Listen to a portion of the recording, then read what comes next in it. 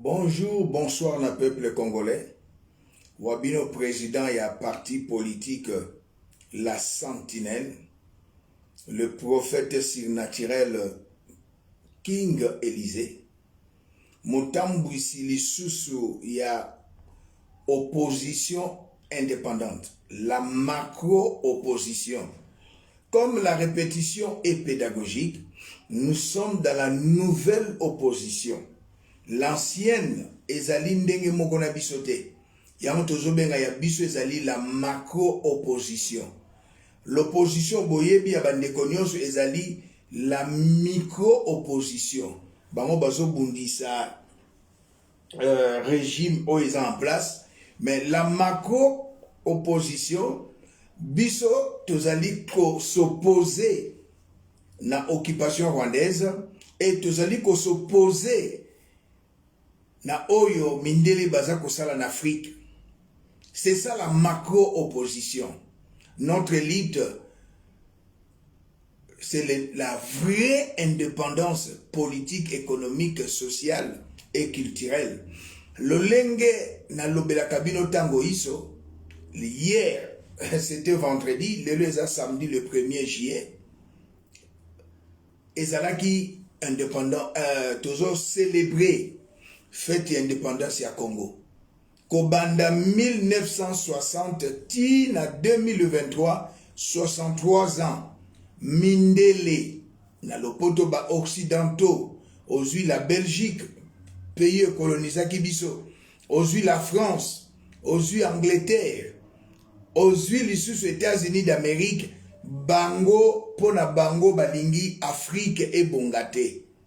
Ba président africain ba dépendre kaka na bango tolobi NON en majuscule. Bomoni likambo kitoko bandeko basali na Mali. Mali pays colonisé par la France. Ba bengani ba boyi relation na ba français pour ba français d'Afrique kaka ko boma ba président ya africain. Lelo yo tukokisi 63e année d'indépendance. Totali depuis 60 kino leloyo. Mindele bazali ko bundisa RDC. Bazwa RDC lokola bilanga na bango.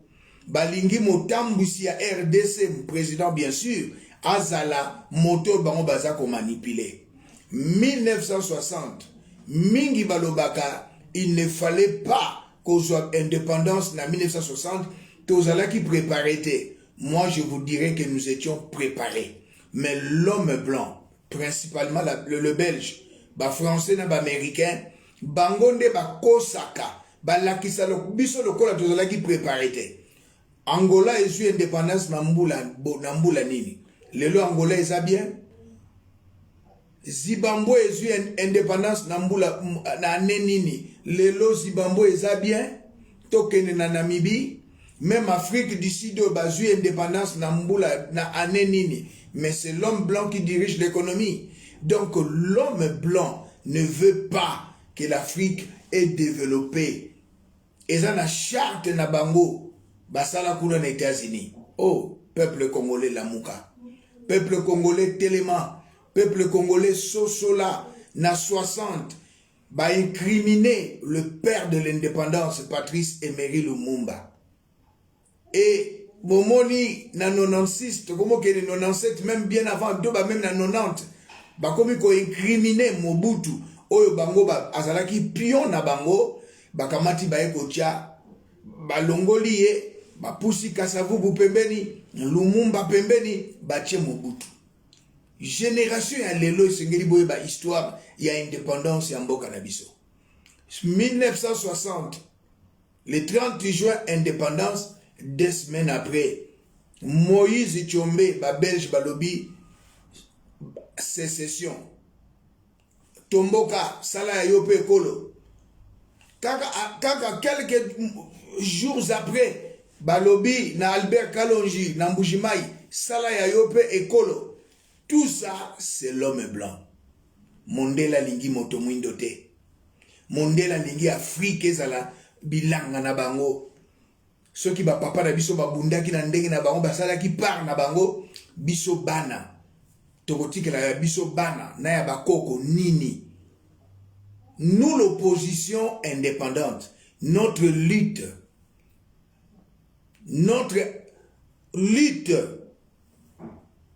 ezali agression rwandaise.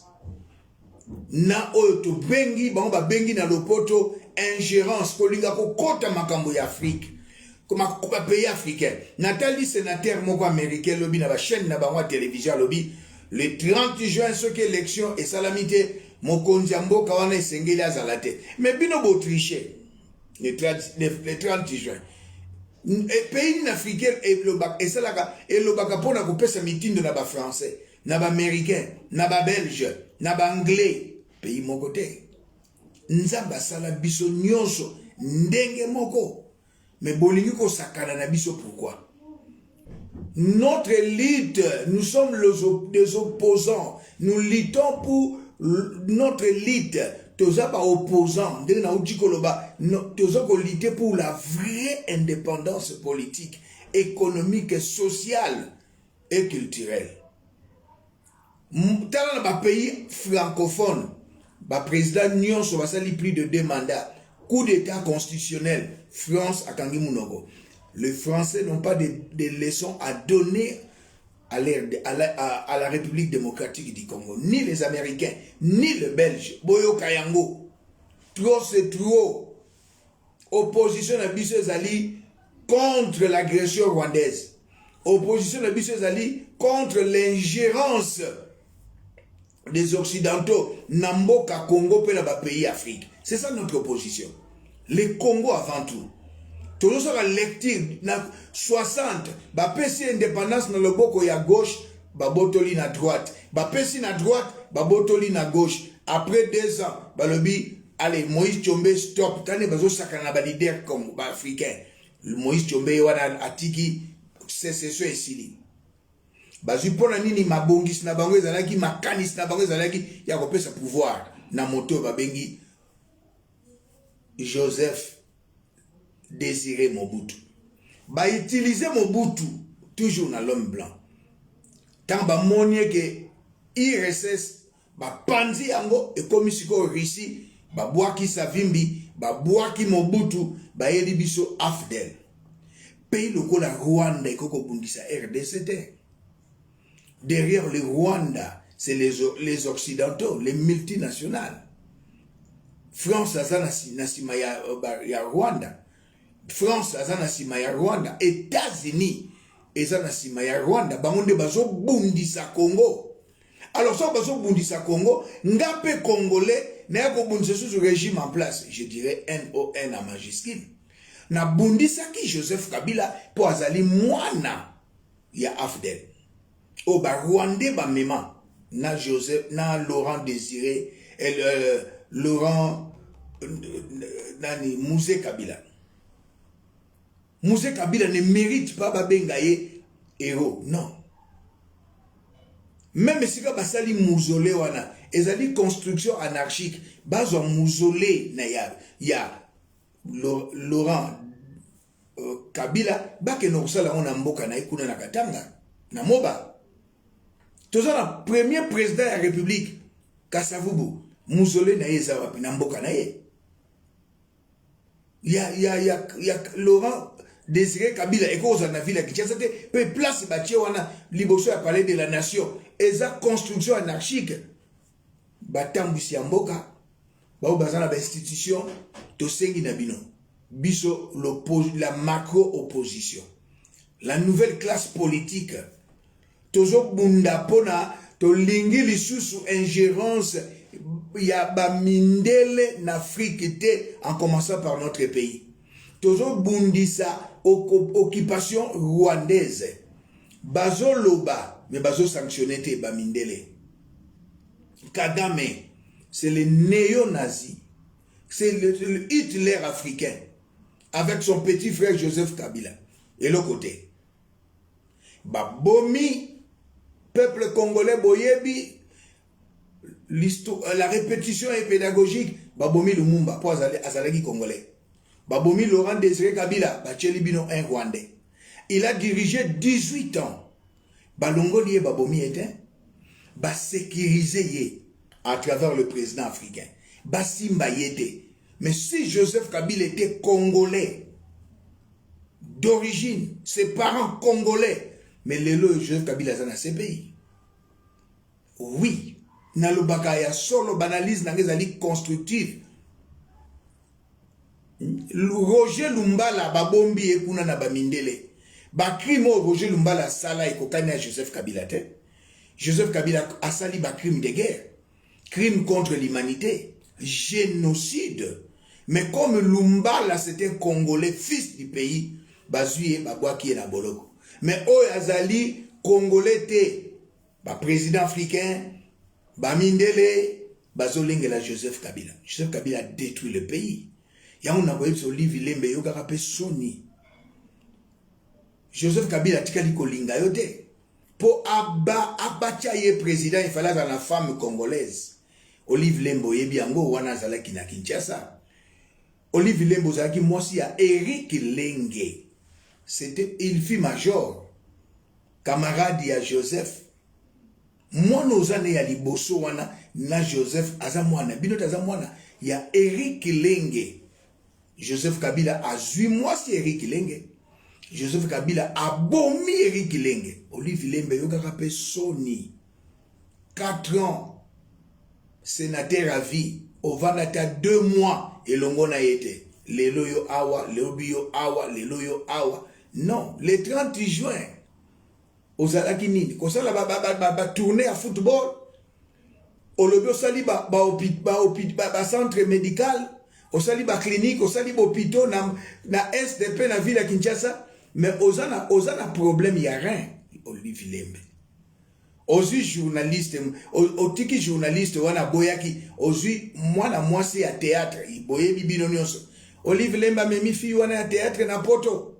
Nzo kande azalaki compatible. Balongoli moi si wana rien, bache na Olivier Lembe. Olivier Lembe banga nzambe.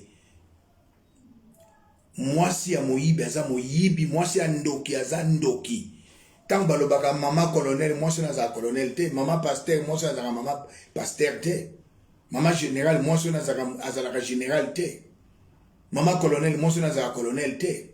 Mais yo na ba maman présidente, na ba première dame au baleki na Congo, oya yo kisi Congo, ba première dame Soni ezali yo. Aussi ici ba na théâtre na koboma. Ozui mwana mwasi na boke na ye na poto balongoli ere batie epai na yo. Ovandaka na yo molongani te. Obomisi Eric Lenge oya bota no mwana oyo liboso bozane ya mwasi azaka mwana Joseph te. Même mwana oyo bozane ya mobali aza mwana Joseph te. Basi posa la test aden aza mwana Joseph te. Ezo sala pasi pe mawa komona ba Congolais naïf kobeta la Olivier Lembe maboko. Mobali na sali crime de guerre, crime contre l'humanité, génocide. Plus de 10 millions de morts. Colonel Mamadou Azawa Olivier Lembe. Atika moi cité. Général Mbunza Mabe atika moi cité. Petit Nanga Armatungulu atika moi cité. Basi wana bazalo kola basi lokola yote Olivier Lembe. Bazana nzoto na ye za wapi chauffeur yande kona biso ya droit de l'homme. Ba soldat boni Joseph Kabila bomi. Pasteur Lukusa Joseph Kabila bomi. Coutinho Fernando yewana salaki asali azana AVC. Basi na bango Olivier Lembe yokaka pesoni tika ba sortie médiatique yambalo kokutana na biso na kati na opposition indépendante. Ba Congolais naïf na 18 ans Joseph Kabila salanini. Olivier Lembo a sali hôpital dans centre hospitalier a sali sous nani mais il y a beaucoup problème à rien balongola qui va changer rien na ville à Kinshasa te pona nini Olivier Lembe bomisi ba soda Olivier Lembe sali makambo ebele na basu na ba chef coutumier problème ya mobondo bozomo na mobondo asoba mobondo Olivier Lembe na soi-disant chef coutumier aventurier il n'est pas chef coutumier. zombie. Problème ya mobondo, ce que mon bondo, ezali nani? Olive Lembe. Avec qui? Le gouverneur de la ville Gentini Ngobila. Général Paipai. Bazali, Olive Lembe, azali wana pona ko distraire bino. Nani sa mona Olive Lembe depuis que les criminels, terroristes, Joseph Kabila a sous le pouvoir, les Rwandais touti. Bomoni Joseph Kabila na Olive Lembe pendant 2 ou 3 mois na ba sortie médiatique, non? Ba sortie médiatique nyos ya Olive Lembe azaye mokobo mobali azawapi. Na H na yo, okova na mobilité. 18 ans Joseph Kabila, peuple congolais, Mundela Kangimiso. Lelo bosolo ba élection libre, transparente, inclusive et démocratique, je suis d'accord. Mais pour l'année 2006, élection est libre, démocratique, inclusive. Est-ce que en 2006, Botou n'a pas mindé les occidentaux, Joseph Kabila n'a pas gagné les élections, c'était moi Namboka, Igwe, Jean-Pierre Bemba, comme les blancs, Bamona qui ben terrain n'a pas gagné. 2011, Papa Etienne Tshisekedi paix à son âme. Moutako ko gagné à Zate. Mais il y a eu tricherie. Bamindele balomba kité pour la terrain na bango. 2018, boyeli biso ezalaki deal. Bande ko ya catholique botika lokuta. Bolobi bozalaki na 40 000 ba observateurs, ya ba témoins na bisika nyonso. Peuple congolais a votaki. Bozalaki bobele na 13 000. Lokuta. Na kati ya bandeka catholique bosambelaka. Bobanga nzambe. Ezo ça la participer mawa. Lelo bokomi koloba élection faut ezalaka en 2023. Nous, l'opposition indépendante, tous différente, nous c'est la macro-opposition, différente avec l'opposition Oyo ba yabande ko mususu républicaine na ba opposition radicale. Toko ke na élection na lolengo. To sengi na 2 chambres, na kuna na chambre basse na chambre haute na parlement. To sengi na président de la République. Toko ke na élection na modèle yote. Non, ce qui délai l'équipe, mais non. Délai ya Kabila lekaki. Moi na sanze télémarate. Tokende 2011 2016 élection salamate. Ba américain ba kanga Kabila te. Ba américain ba boma Kabila te. Ba américain ba tomboka te. 2001 a comme président Ndengenini, nous parlons de 63e année de l'indépendance. Laurent Désiré Kabila Koufia comme président Ndengenini. Congolo Mituna Kate. Élection de 2006, Joseph Kabila a triché. Élection de 2011 a triché. 5 ans après, 2016, élection Salamate. Yo ozo lo balelo, ozalaki na Congo, ozalaki na Libanda Mboka, élection Salamate. Mais ndenge toke na élection, oyo est une grande partie ezana Mboka mapaya. To lukananu, to récupérer ba territoire na biso, na ba village na biso, après toke na élection. Pour l'année 2016, élection Salamakite, à la tête du pays, c'était les Rwandais Touti. Joseph Kabila. Oh, batuazo betele maboko, batuazo kumisaye, nzokande azali néo-nazi. Nouveau Hitler, ezalié. Congolais, adajo baba Congolais to lingani teza solo. Parce que, bon, 2016, élection Salamakite, il y a eu glissement. Mais où est-ce glissement? Le pays est en guerre. C'est différent. Le pays est en guerre. Le la 63e année depuis soi-disant indépendance. Parce qu'au Congo, il n'y a pas la vraie indépendance politique. Il y a toujours ingérence. Belge à Lingaloba, Français à Lingaloba, Anglais à Lingaloba, surtout Américains à Lingaloba. Les Américains basalani en Afrique. Les Français basalani en Afrique. Tous les pays francophones, le président basala plus de 4-5 mandats. Le loyo Macky Sall a abrigué 3e mandat. C'est un coup d'état constitutionnel. La Côte d'Ivoire, même chose. Ils n'ont pas de données, ils n'ont pas de leçons à donner à nous, peuple congolais, les vrais Congolais. Na kosenga na ba Congolais to sangana. To bouter dehors les Rwandais. Après to ken na élection. 63 ans après, rien ne marche à cause de l'homme blanc. 63 ans après, le pays est toujours na point de départ à cause de l'homme blanc. Ba occidentaux bazo nyokola Afrique. Ba occidentaux bazo bilanga na bango Afrique sinon surtout RDC. Debout Congolais avait dit l'archevêque Coutinho Fernando, mon père spirituel, sauvons le Congo. Nous devons d'abord sauver le Congo. Yango biso na macro position de lobby, le Congo avant tout. Tozali opposants, toza ko s'opposer na agression rwandaise, toza ko s'opposer na ingérence ya occidentaux. C'est ça notre opposition. Si monsieur Félix Tshisekedi a sali malamu, toko ndima, toko féliciter, toko lobane longonia, en tant qu'humain, ce qui a bimi libanda, toko loba ezalaka boyete. Tous en opposition, tous en union secrétaire. To yene o bakino balobaka na mai ya sika. Opposition to bengi la macro opposition.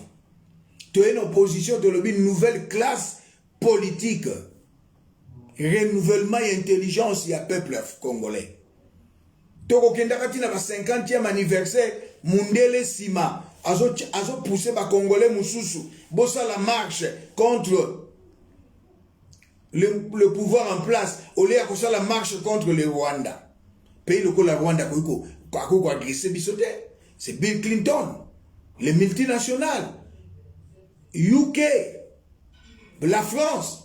La société mingi française et na mboko na Rwanda soki boye bien ngote peuple congolais na 63e anniversaire ya mboka na biso congolais telema congolais sosola to telemela ba occidentaux to sala ba voies et moyens ya kolakisa bango ete to lingi lisusu lo lenge boza ko nyoko la peuple africain, en particulier peuple congolais. Non.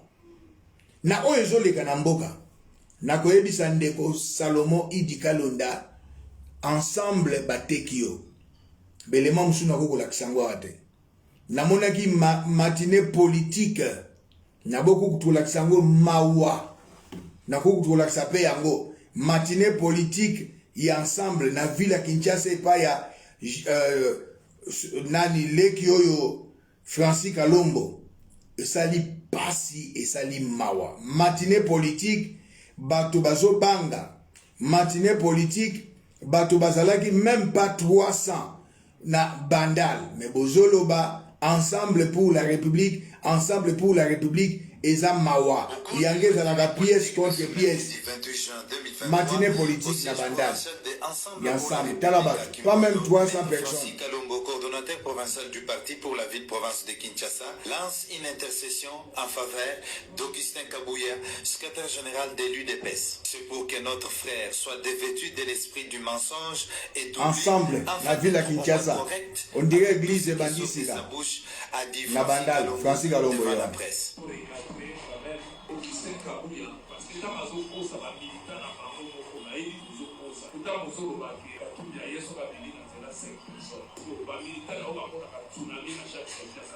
Yemo ba sokosa, Francis Kalombo sokosa. Mawa.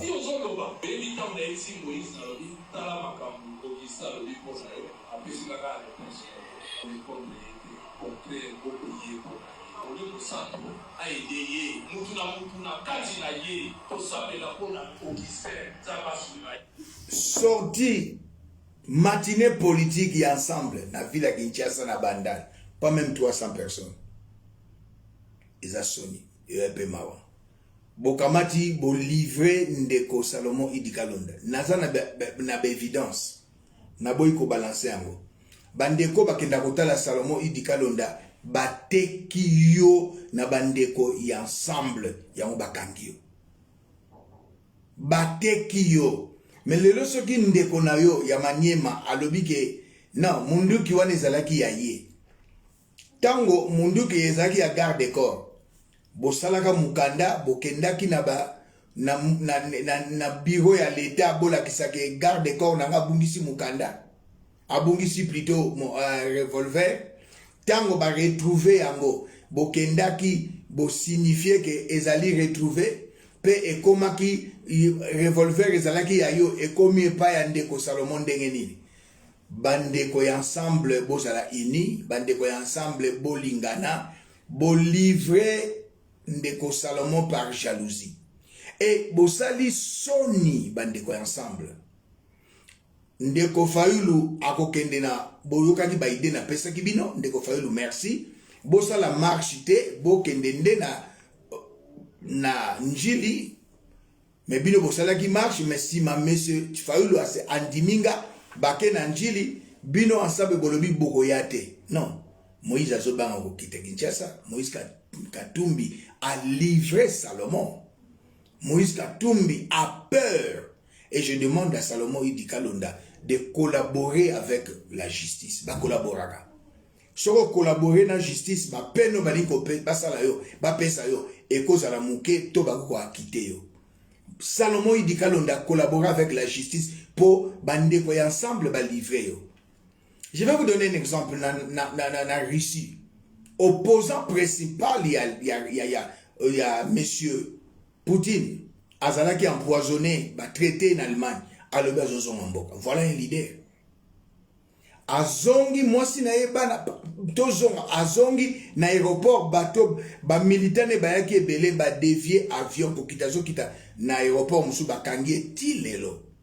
Mon pasteur, grand leader, Coutinho Fernando, oya bandi sauvons le Congo. Balingi bakangaye azongi abendani. 2006, à Brazzaville, à Lobi Nazo Kende Kinshasa. Moi, j'ai traversé en 2006. J'étais encore à Kinshasa. Mais je suis au Kenexa, je suis un leader. Je n'ai pas peur. Archevêque Coutinho Aye, Baligiba Kangaye, Raous Azalaki, colonel Raous Tangwana, le commandant général, Baligiba Kangaye, Jouane Simbité pour les militaires, Bazaki très mobilisé. Tu es à Stade Tata Raphaël le même jour. Dimanche, moi j'étais le modérateur. En 2006, pour la Longwa Kinshasa en 2010, archevêque Coutinho Bachaye Maboko, à côté de prison, Nandenge Abima. Voilà un leader.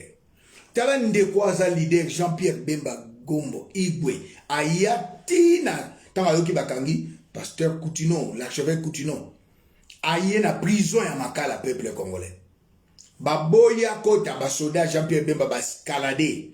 Mire à prison, Fongoli prison, Jean-Pierre Akoti, AFC archevêque Coutinho, Naeko Zoyo, archevêque Dabino, Naobimate, Naovanda. Voilà un leader. Mendeko Moïse Katumbi, Tchapwe. Okomiko Banga Koyana Villa Kinshasa. Conseiller na yo principal. Moto Bobandi na ye avant Okoma président Mazembe. Avant kota na politique. N'ensemble mobimba moto vandi na ye pa ye bio malamu kolega Salomon azalite. Osundoli Salomon. Nakati na bino boteki Salomon. Jalousie parce qu'il n'est pas katangé. Jalousie parce qu'il est de Maniema. Monsieur Salomon Idi Kalonda bateki okoteka. Lelo nakatanga membre ensemble bazako seka bazako sepela basusu na Kinshasa pose le conseiller principal et politique le monsieur le plus attaché na Moïse bateki okoteka na ba information ya solo na ba information ya lokuta na sengi na yo o collaborer na justice mokonza mboka soko collaborer na justice Okoki, naza mutema na ete, akoki kopesa yo mesure de grâce. Oh non, en Afrique, justice, quelle justice? Ba mindele ne bayana yango. Eza justice, ya biso, ya affaire coutumière te. Oh net azala nou, nanu basambisi ete, bakati likambu na ete, président ko intervenir te. Wane zali politique ya mindele, justice ya mindele. Nous sommes des Africains. Monsieur Salomon, Sala Bokebi, bateki yo na bandeko ensemble, la plupart au bazalaka na katanga, parce que toi tu n'es pas katangé, tu es de Maniema. Naza na évidence, M. Salomon. Et ça la passe mawa. Moté mamabe. Alors, pour nous qui ça, 63e année depuis ton indépendance, ce qui Congo est développé, Afrique est développé, c'est les Occidentaux. Balingi Afrique s'est développé. Mais biso to bunda, lokola bande kona biso ba malien, tout se libérer. Un peuple se libère. Tout se libérer l'occupation rwandaise, l'agression rwandaise, tout se libérer. Nao ba mindele balingo imposer biso, tout se libérer na yango. Yo sénateur le 30 juin, ce qui est ce salamité. Mais bon, na Kinshasa, le 30 décembre plutôt, le 30 décembre 2016, élection Salamagate, Joseph était là jusqu'à 2018. Pour hasard étranger, bino ba américain botiki, ba français botiki. Mais oh, je suis quoi ça congolais d'origine. Bolingo bundisa mais non. Notre opposition, c'est pas contre le pouvoir en place. Notre opposition, c'est contre l'agression rwandaise. Notre opposition, c'est contre l'ingérence des occidentaux dans le cannabis. C'est ça la macro-opposition. Nous luttons pour la vraie indépendance politique, économique, sociale et culturelle. C'est différent avec les autres. Ndeko, moi si Olive Lembe, mi pesa respect. Mi pesa respect. Obomisa mo tata mwana na yo. Mwana liboso ya mwasi azaka mwana Joseph te. Eric Lenge. Ondima Joseph aboma muto ya botisio pour la première fois mwana. Ondima. Ba fille na ba mibali ya théâtre ba kufi yo responsable. Omemi mwana mwasi yo ya théâtre na poto. Azalaki compatible balongo liere bache yore bon centre hospitalier na okuna na est na Chango nao ya ville ya Kinshasa musala na ngoni na centre ville olingi ba sortie médiatique pamba qui est la plus mauvaise première dame depuis 60 pour toujours la indépendance. La plus mauvaise première dame na RDC c'est Olive Lembe. Au mobile no article sénateur mais ils ont continué au sera ba force sortie médiatique peut continuer ko boma kabatu mais ce n'est pas bien Olive mitia la place na yo que personne ne condamne le pouvoir en place so de le Congo bongite mais non 4 ans et je m'aimerais pour clôturer pour bien cheater bien oui pour cheater. Il y a la loi de la construction et la loi de la destruction. Dieu, qui est le créateur des cieux, de la mer, de la terre, de tout ce qui s'y trouve, pour créer le monde visible et invisible, a sali 6 jours. La loi de la construction, ça prend du temps. La loi de la destruction, ça ne prend pas du temps. Même Ngayo Soki Balobina comme 5 ans après na komi président pona tonga mboka ekoseka au moins 2 mandats. Nati kababase ya kitoko 2 mandats. Na mandat moko ekozala mbutu. Congolais to lingana. 63 ans après, l'homme blanc ne veut pas le développement du Congo et de l'Afrique. Totalement, tout ça le cola na Mali, totalement, tout si mboka. Debout Congolais, sauvons le Congo. À la prochaine. Merci.